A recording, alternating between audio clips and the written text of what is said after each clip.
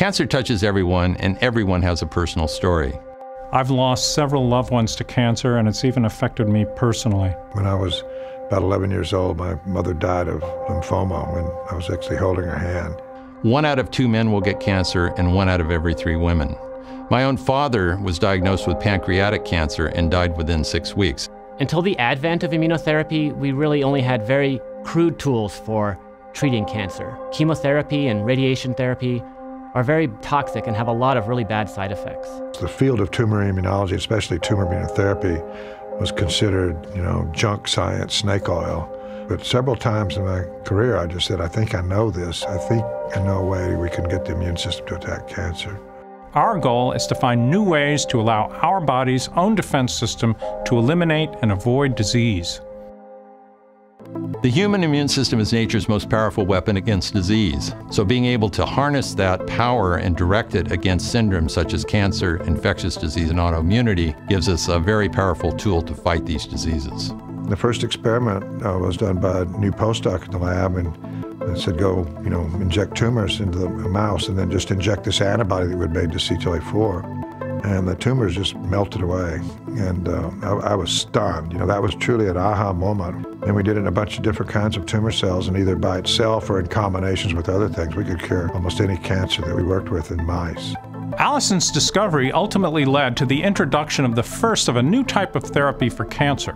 It's called a checkpoint inhibitor. These drugs block receptors in the body that hold back the immune system from attacking cancer cells. As the first wave of immunotherapies, checkpoint inhibitors are only the tip of the iceberg.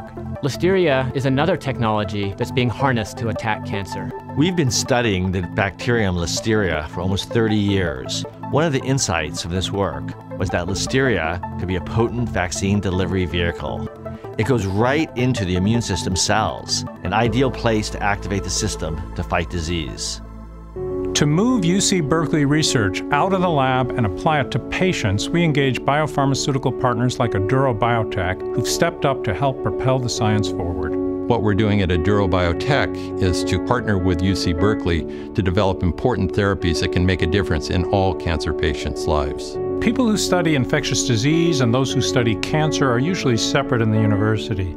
At the IVRI, we've brought those two fields together. The things about Berkeley that were important to this was just the richness of the environment in that way. A lot of ideas frothing around, it's just an incredible place that way.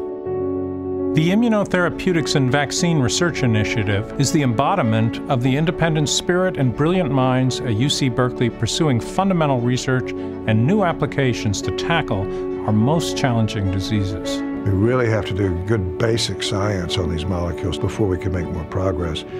If I had been trying to find some way of treating cancer, I never ever have come across CTLA-4 because we wouldn't have thought of it. It was by digging deeply into what was going on molecularly when T cells were activated that opened that up. If we continue to fund and support this kind of effort in fundamental research, I think we actually have a chance of eradicating these diseases in our lifetime.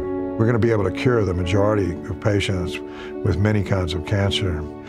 I think cancer therapy has already changed forever.